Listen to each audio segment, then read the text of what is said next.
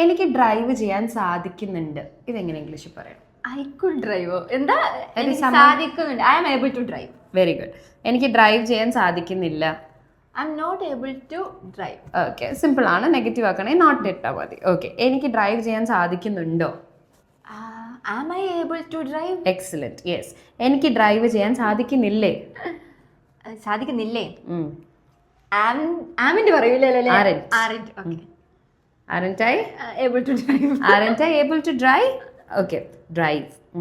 എനിക്ക് എങ്ങനെ ഇത്ര നന്നായി ഡ്രൈവ് ചെയ്യാൻ സാധിക്കുന്നേ?